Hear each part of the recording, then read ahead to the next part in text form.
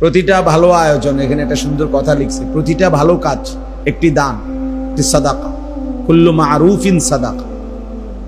নবী সাল্লাল্লাহু আলাইহি সাল্লাম বলছেন প্রত্যেকটি নেক কাজ সাদাকা, এক একটা দান।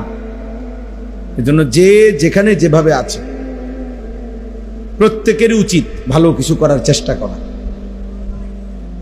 ভালো কিছু করার চেষ্টা,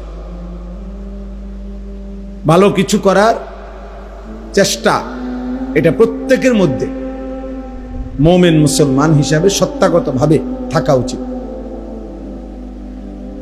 আল্লাহ নবী সাল্লাল্লাহু আলাইহি ওয়াসাল্লাম হাদিসের মধ্যে এটা খুব উৎসাহ করেছেন। নবীজি বলছেন, তুমি প্রয়োজনে ওয়ালাউ আন তুফরিগা মিন দালউইক, মানে আরেকজন লোক, তুমি আগে এক বালতি পানি নিছো, এখন একজন লোক আসছে আরেকটা বালতি পানি নিবে, এখন হতে পারে ওই লোকটা দুর্বল। তো নবী সাল্লাল্লাহু আলাইহি ওয়াসাল্লাম বলেন, তোমার বালতির পানিটা ওরে দিয়ে দাও ঢাইলা, তুমি আবার নতুন এক বালতি পানি নিয়ে নিলা, তো যে তোমার সবল। আল্লাহ নবী সাল্লাল্লাহু আলাইহি ওয়াসাল্লাম বলেন, এইটুকু ভালো কাজ যে নিজের বালতি থেকে তার বালতিটা পুরাইয়া দিলা, এটাও সাদাকা,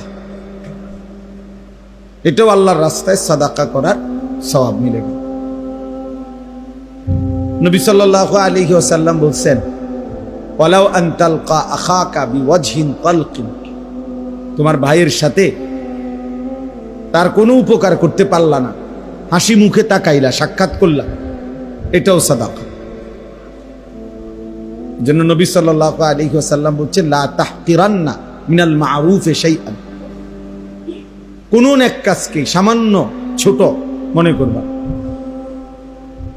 এই পৃথিবীতে হাদিসের মধ্যে কথা বর্ণনা আছে যে অসৎ চরিত্রের নারী তৃষ্ণার্ত কুকুরকে পানি পান করায়া, তো এর বিনিময়ে আল্লাহ তাআলা তাকে মাফ করে দিছে।